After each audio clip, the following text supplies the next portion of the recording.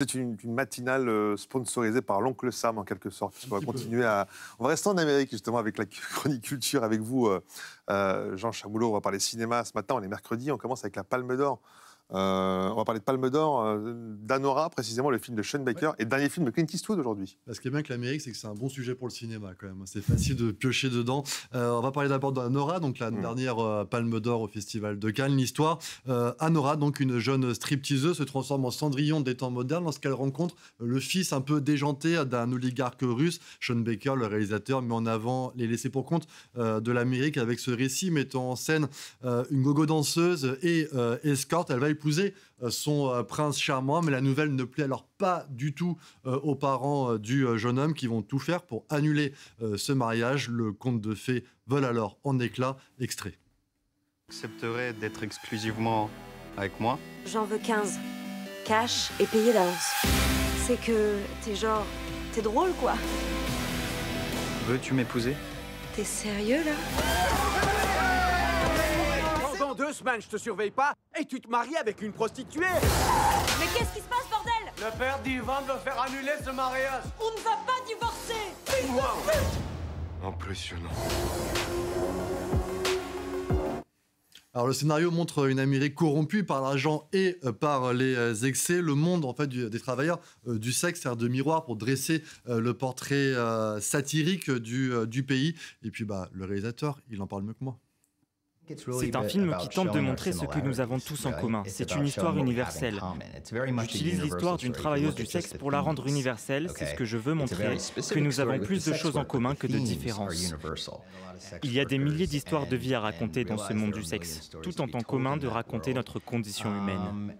Alors, l'actrice principale, elle crève l'écran dans son rôle. On peut dire que c'est elle qui porte le film sur ses épaules. Mickey Madison, retenez bien ce nom, elle a 25 ans, elle alterne entre la tendresse, la violence, l'humour. L'actrice a passé du temps auprès justement de ces travailleuses du sexe, de ces danseuses dans les clubs de striptease pour s'imprégner des codes de ce milieu. Écoutez-la.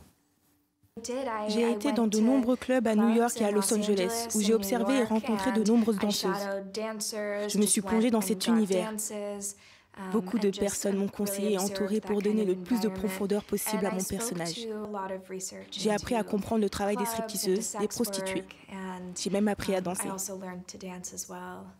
Anora, donc Palme d'Or, un film fort, un film intense avec un visuel très marqué et qui risque, je pense, de vous surprendre. Alors, à 94 ans maintenant, Jean, Clint Eastwood continue de réaliser des films. Deuxième jury sort aujourd'hui, ce titre du film. Ça raconte l'histoire d'une erreur judiciaire. Parlez pas de retraite à Clint Eastwood. C'est pas pour lui à 94 ans. Il a toujours cette soif de créativité et surtout de dénoncer les injustices de la société américaine. Clint Eastwood revient donc avec ce film. C'est potentiellement son dernier. Deuxième jury, c'est un film coup de poing sur les dysfonctionnements de la justice américaine à 5 jours de l'élection, justement, aux États-Unis. Ce n'est pas anodin qu'il choisisse cette date de sortie. Alors, l'histoire... Un homme se retrouve juré d'un procès pour meurtre et il découvre en fait qu'il est peut-être à l'origine de ce meurtre sans le vouloir. Il se retrouve donc face à un dilemme moral entre se protéger ou se livrer à la justice. Je vous propose qu'on regarde un petit extrait. J'ai roulé environ 400 mètres. J'ai heurté quelque chose. Je suis sorti de la voiture pour vérifier, j'ai cherché, j'ai rien vu. J'ai pensé que ça devait être un cerf et qu'il s'était enfui. Et donc je suis remonté en voiture et je suis rentré chez moi. Bien, et où est le problème? J'ai été convoqué pour être juré. L'affaire Kendall Carter. Ils ont trouvé son corps dans le lit d'un ruisseau, à environ 400 mètres du Rowdy's Hideaway au mois d'octobre. Qu'est-ce que tu me racontes, là?